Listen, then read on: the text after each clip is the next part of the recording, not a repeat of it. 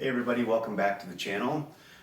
Today I'm going to go over some of the steps I'm taking to further skin or completely skin this door and then mount it onto the car.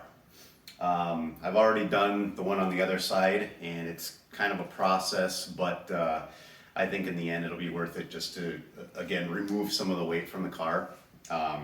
So I've already taken out the door latch mechanism, and the door has been gutted a little bit previously, but from here on we're going to go ahead and just completely remove this whole inner structure of the door, and basically we're just going to be left with the outer skin and a little bit of this edge where the outer skin folds over onto the inner structure.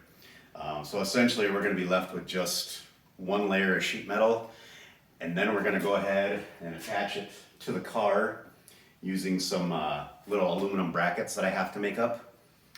Those brackets will get riveted to the door, and then they will be bolted onto the car using some riv nuts. That way the doors are still removable. But it worked out pretty well on the other door. It's super solid. I'm not worried at all about the thing coming off at speed or anything like that. And I mean, in the process, we removed a ton of weight too, so I think it should work out good. So keep watching if you're interested, and see how this progresses. I want to give you guys just a little close-up of where we're at before we really get started here. So, like I said, I've got the door latch mechanism was already out. I pulled that out. It's 3 screws and disconnecting this little latch here. Which connects to this rod, which connects to the door handle. So, like I said, we're gonna basically cut this down to here, and we're gonna get rid of this whole inner structure, all of this sheet metal, you know, these reinforcing plates where the hinges connect, and then also this brace inside the door. This actually, it's not terribly heavy. It's made of boron, so extremely hard, but pretty lightweight. But again, we don't need it. The only one that I'm leaving in the car is in the driver's door for a little extra protection there. Otherwise, the rest of the car, it's not necessary. So, you know, let me run you over to the other one so you can see the other door is completely skinned. And it's just that outer panel there. Let's see a couple of the brackets up there. And run you over to the other side.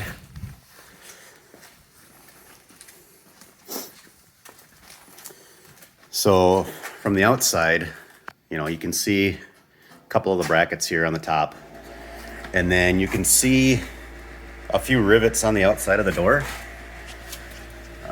Couple down on the bottom here, and then this guy right there.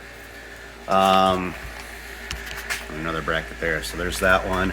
So I've, you know, like I said, riveted it to the door skin itself, and then I use these nutserts, and then that way I have a way to thread bolts in and attach the door.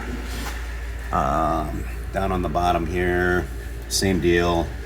So, you know, once we get the car painted, you know, obviously you'll be able to see these, but they're so shallow, you know, they'll blend in really well. I've seen other vehicles done where they have attached complete panels onto Jeeps and stuff like that. Once they painted it, it's really hard to tell they're there. And again, it's a race car, it's not a show car, so it's not a huge deal. But this thing is like, I mean, the door is not gonna go anywhere. It doesn't, the only thing that budges is when you get towards the center of the door. You know, you can flex the panel, but the outer edges, it's super solid. It's not going anywhere. So I was super happy about that. And then eventually I'm gonna cover this up so it's just a smooth panel. And of course, these Crown Vics, they all have this stupid hole underneath where the trim was there. So I gotta patch that too. But otherwise, this side's pretty much done. So we'll get to going on the other door and have some fun there. So I know some people will think this is pointless, but when I do stuff like this where I'm cutting, I like to have kind of a visual reference as to where I'm cutting and where I'm going, because you know, squirrels run by, I get distracted, and then I lose focus on what I'm doing, and the next thing you know, I cut the whole freaking door in half. So I like to draw some lines and just kind of like follow the line. So basically gonna come down as low as we can here.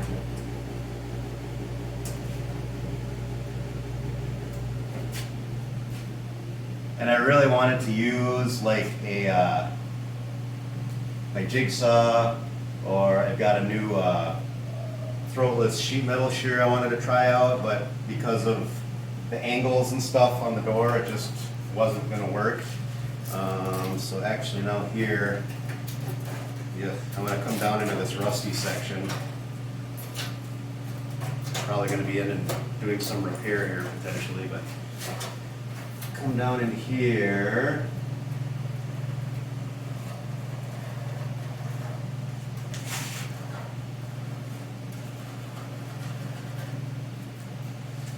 So this is going to come.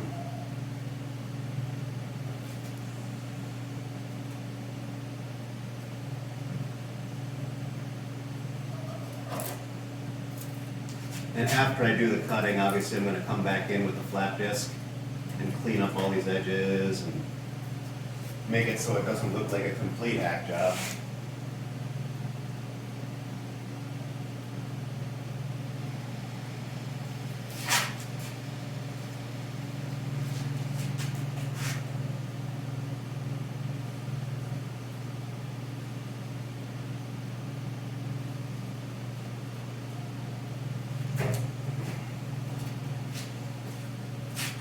Up here is where it gets a little dicey because, you know, obviously there's not much up here, and if you cut too far into here, you lose any structure you have, and this upper section will just flop back and forth.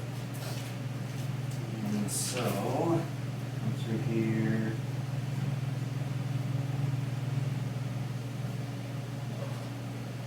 So there's definitely a bit of a learning curve on the other door when I did that one. Trying to figure out where I could cut and get rid of stuff. This guy. Just come up here. Just come across. And then this is like a big piece of C-channel inside here. So I'll just slice through the inside all the way around, and then I can pull out this intersection of the C-channel, because this is like 3 layers thick through here, but that'll get rid of a lot of the weight in the upper portion of the door. This portion of the door weighs almost as much as the entire bottom shell. There's just so much sheet metal up here. All right, so I think we're about ready to get cutting, make some sparks, put on all my my Nancy safety gear, because, you know, safety and stuff. I like my vision. But I'll fire up a time lapse here so you guys don't have to sit and watch this whole horrible process happen in real time.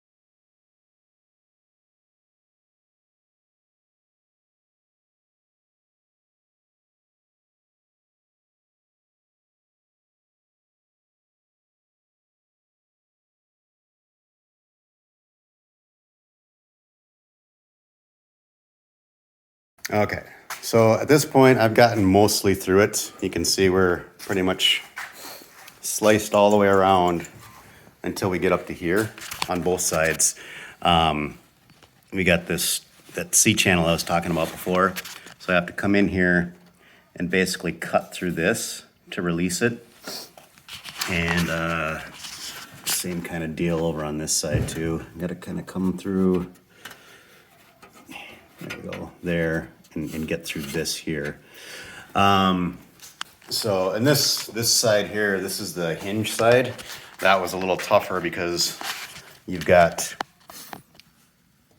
double thick, and this is actually not even sheet metal. This is actually like a, I can find where my, there we go.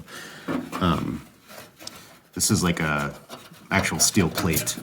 So this whole section is a big steel plate. That's where your hinges connect to, so it can support the weight of the door. And then additionally, now I've got to go in here, I got to cut out these spot welds. There's 4 on each side, and that's what holds in this plate for the reinforcement bar. So once I cut those spot welds out, I can just pull that thing out of there. It'll slide right out. So the battle continues.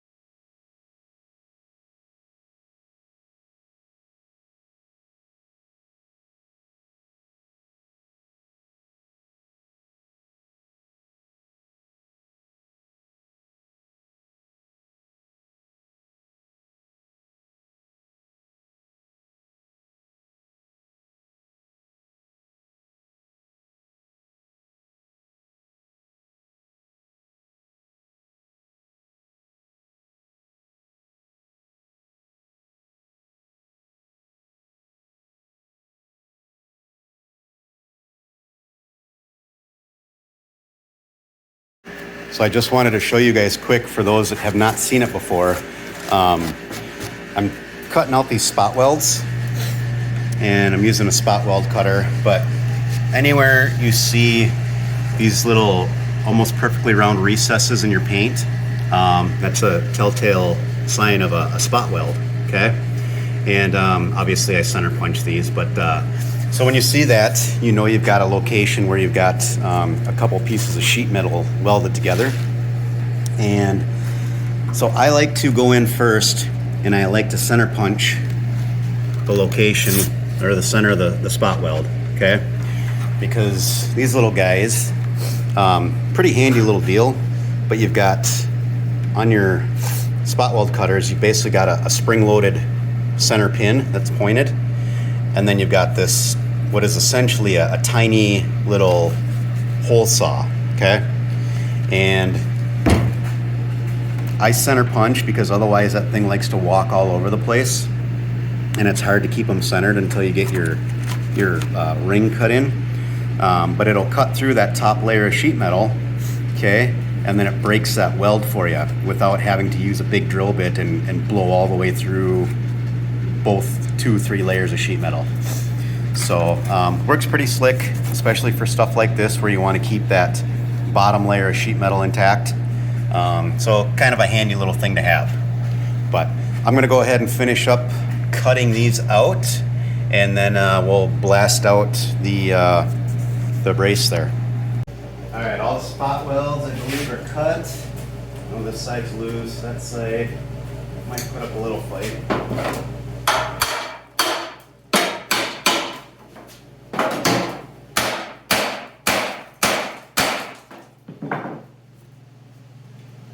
Might have to cut through that a little bit more still. Usually you can see when the spot weld is through because there'll be like a really thin black line around the inside, and that shows you where the 2 layers are separated.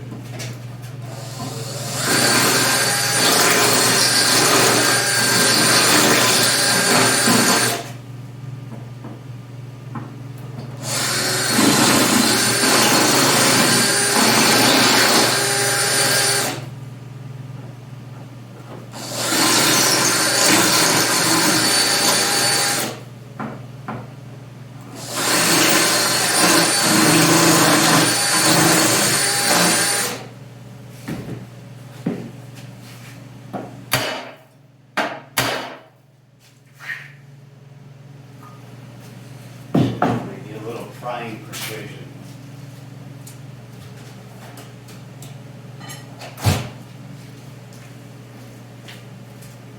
Now this becomes the other trick too, is trying to separate these without damaging your thin layer of sheet metal on the other side. Oh, there's one that popped.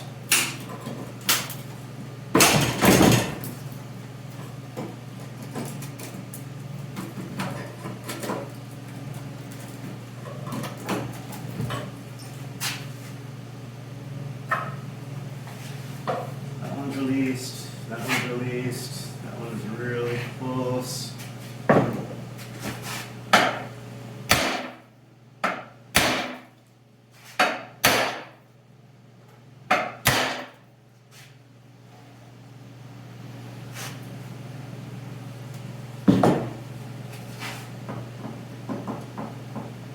And another thing too is sometimes if you don't get these close enough to the center, you may not cut all the way around the spot weld.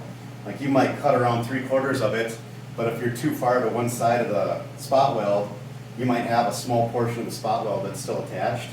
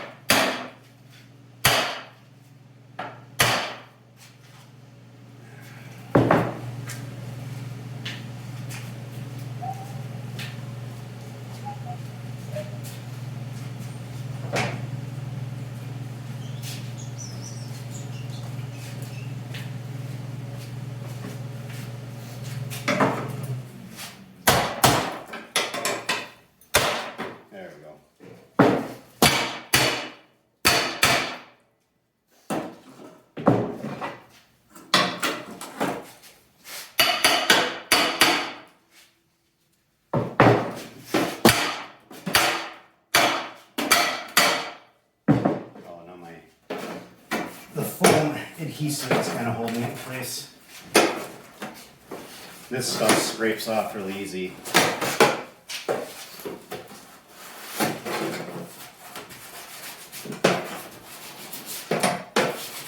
Of course, I'm using a chisel and not a scraper, which works better.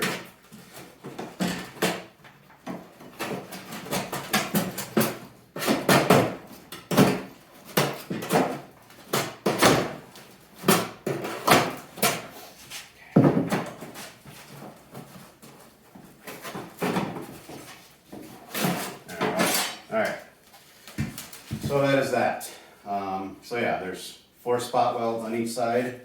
Then they have this foam adhesive that just kind of sticks it to the center of the door. But this, I mean, this probably weighs couple pounds. It's not super heavy, but just very rigid, fairly light. Okay, so now you can kind of see what we have so far. That's the gist of it. I'll go in and trim this up. I'm going to go in and cut out inside this C channel here. Okay, cut all the way around there, and then around here, the outside. Actually, yeah, because it's it's a layer, a gap inside, and then 2 layers on top. So I have to go around twice to get through it all, and then that piece will pop off. And then we can clean up all these sharp edges and ugly spots and get ready to put it back on the vehicle.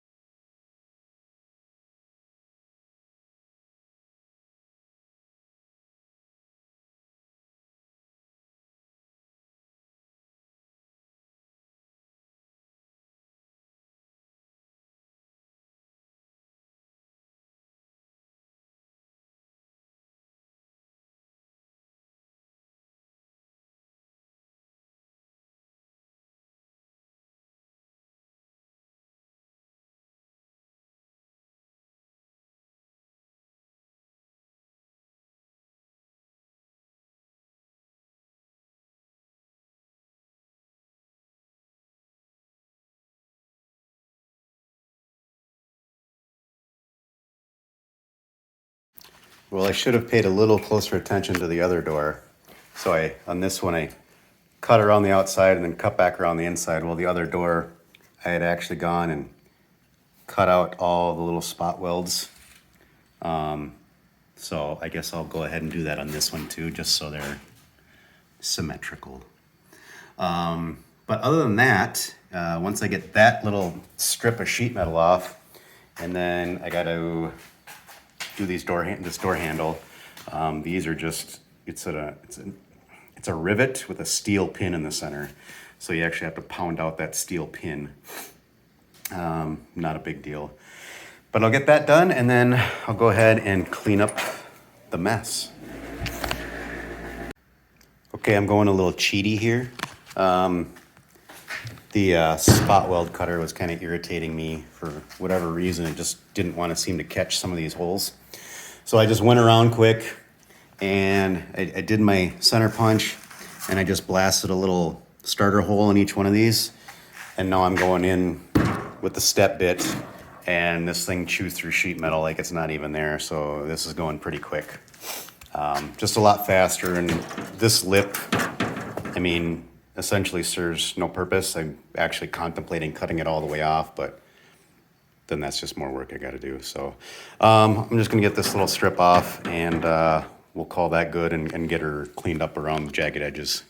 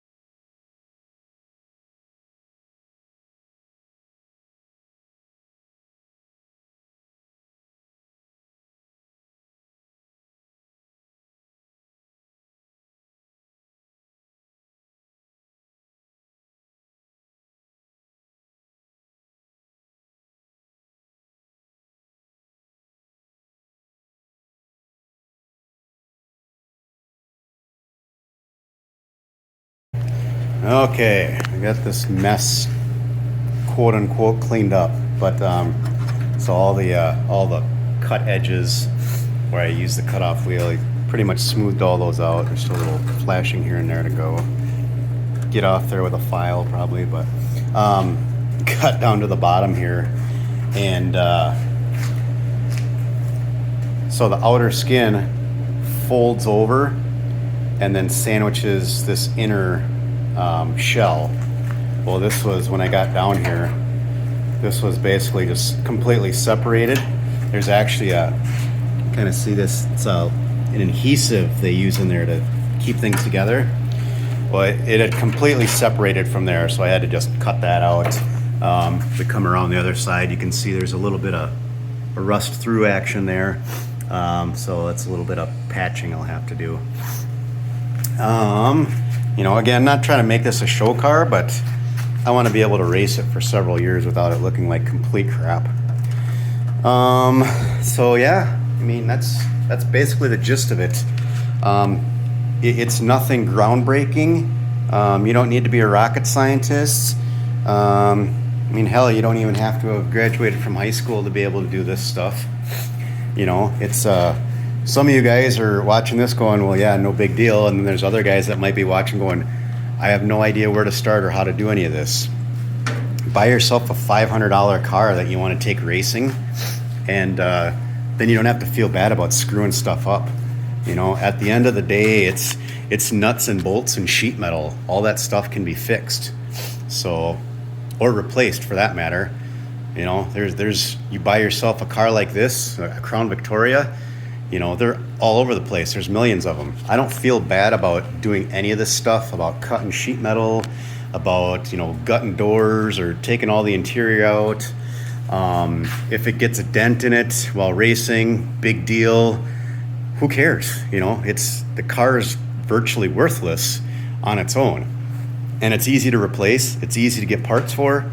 So pick a car like that, you know, do a little work to it, learn some stuff, take it out to a track and beat the piss out of it, and have the time of your life, and then go do it again. So it's a lot of fun, and as you're seeing here, you don't need to be super smart to do this stuff. You know, it takes some tools and some time and a little creativity. So yeah, now the next step will be obviously making the little brackets, and I obviously don't have a bending brake or any of those fancy tools for doing sheet metal work. So all these little brackets I had to make one by one, and they've all got their different lengths. They've all got different types of bends in them. You know, the gist of it is I've got a 90 on one end, and essentially it's for the most part flat depending on where it is. Like these here, it's just a 90 and then it's straight. Okay, same with these guys on the bottom. You know, the 90 connects to the door on these. Up here, the 90 connects to the car body. You know, that one, the 90 connects to the door. These have a little extra bend in them to fill in or make up for this, the angle on the door frame. But yeah, it's just a matter of, again, it's nothing special. I just got chunks of this aluminum plate laying around. I'm making them about 1 inch wide. I cut them with my jigsaw, and then I do a 90-degree bend on one end, give myself an 1 inch platform to work with, and then I just start figuring out where it's gonna go, and I punch a hole in the one end, and I get, I'm using these rivet nuts. These things work really slick. You need one of these guys to do it, but definitely worth it. So this gets put into the sheet metal, like right here. Okay, there's a rivet nut in there, and it's like a rivet. You squeeze it, and the backside expands into the sheet metal so it can't pull out, and then you run your bolt in there for whatever size rivet nut you're using. I'm using a bunch of M6 bolts. This one I actually have spaced out a little bit because I didn't get my length on my bracket quite right. So, but you can see now I mean, we're pretty much flush with the body. Yeah, so again, time, creativity, and it's a lot of work, but it's definitely worth it, in my opinion, once you're all finished up. So I'm gonna get going on this door, but I'm gonna end the video here, I think, because this is the end product. And you know, like I said, there isn't much rocket science here. I riveted these into the door itself, and then I used the rivet nuts in the body so I could screw these into the body. So now when I take all these bolts out, I can still remove the door shell. So it's not permanently affixed to the body. It is still removable. You know, 7 bolts and it'll come off. So there is that. And I'm gonna keep working on getting the other door attached now. So hopefully you guys picked up something from this, or, you know, found it useful. And I'm not gonna do the like and subscribe thing. That annoys me. So just watch the videos if you like them, and hope they help. Thanks. Hey everyone. Doing another quick little project here before I actually attach this door to the car. I decided I should probably take care of the little patch here I want to do on the bottom of the door, since it's rusted through here. It's going to be a lot easier to do here on the bench than it will be on the car. So I've just kind of marked out, we got 2 inches from the door bottom and approximately 6 inches wide here, wherever that mark went. Apparently red marker disappears into rust pretty easily. Anyway, so I'm gonna do like a 2x6 patch here. So I am going to take some of the sheet metal that I cut out of the door. Actually, that wouldn't be a very good piece because it's not flat.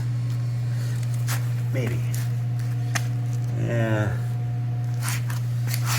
Unless that's 6 inches wide. Well, I got some other scrap from the car. I probably have a flat piece I can cut a 2x6 patch out of. So I'll go dig through my scrap pile quick, and I'll find a qualified piece to use for this. So here's what I found. I think this is from the firewall.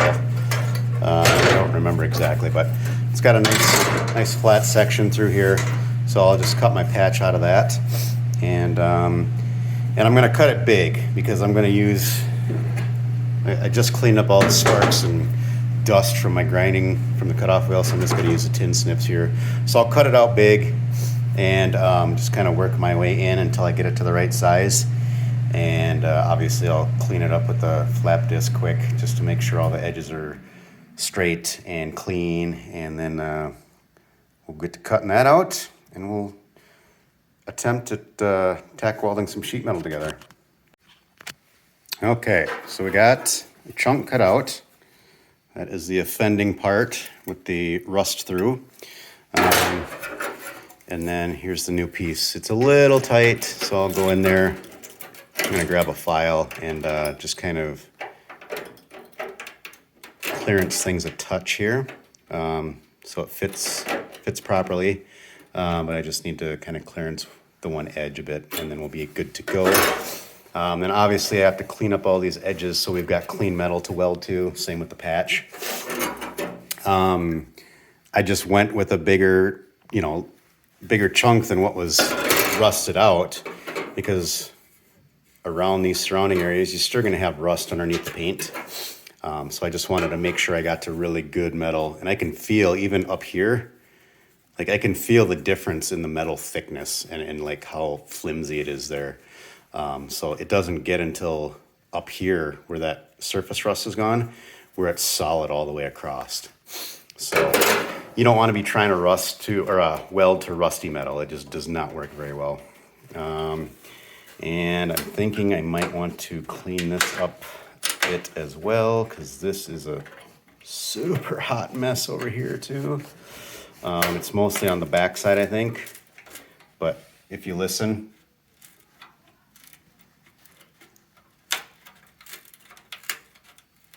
as I squeeze that, you can hear that crunching. That's just all this stuff, this dirt and rust and crap down inside of there that's sandwiched in there. So it collects moisture and it just continues to rust, and eventually it'll rust through the front side of the door as well. So I'll probably, I don't know what I want to do there yet. I mean, again, it's a freaking race car, so I don't want to go crazy. I just don't want it to rust through within the next 6 months. So we'll see. So anyway, but I'm going to get to work on this and get that patch to fit just about perfect, and then we'll get ready to do a little welding here. Well, I didn't want to, but I did, because, yeah, it was pretty crusty under there. This side was worse, but I cut off the inner portion here that was connected all across here, and almost none of it was actually connected anymore. So it's probably good I'm doing this. So, anyway, at this point, I'm just about ready to start tacking this in. I just need to clean up my edges, get down some more bare metal there. Then we'll tack that in, and then the plan for this portion down here, because I just don't want a single layer of flat sheet metal there, I'll pick up some small, thin steel angle iron, like a thick sheet metal gauge, and I'll just run that across the bottom here to give it a little structure so it isn't flopping around and flexing. So that is the plan, and we'll continue on from here. Okay, back at it here. Finally got things cleaned up. Got some bare metal exposed. We got things ready to go together here. And dog's barking in the house. So yeah, anyway. So things look like they're gonna fit pretty good. I wiped everything down with acetone. It just is a really good pre-weld cleaner, pre-paint cleaner. It just gets rid of all the grease and contaminants and stuff like that. Let's see, you got the front side here done too as well. And then I'm gonna use these little magnet guys. These come in pretty handy. So you can take these, stick them on there, and then you can position your piece where you need it and get things level and flush, and for the most part positioned the way they're supposed to be. I know. There we go. Okay. So now everything's sitting.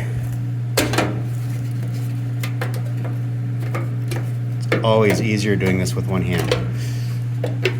Anyway, so I gotta get it positioned just right, which isn't gonna happen with me holding the phone and trying to do this. But anyway, we'll get it positioned, and I'll get some tacks on there, and then I'll come back. Well, welding sheet metal is still kicking my ass, but we're getting there.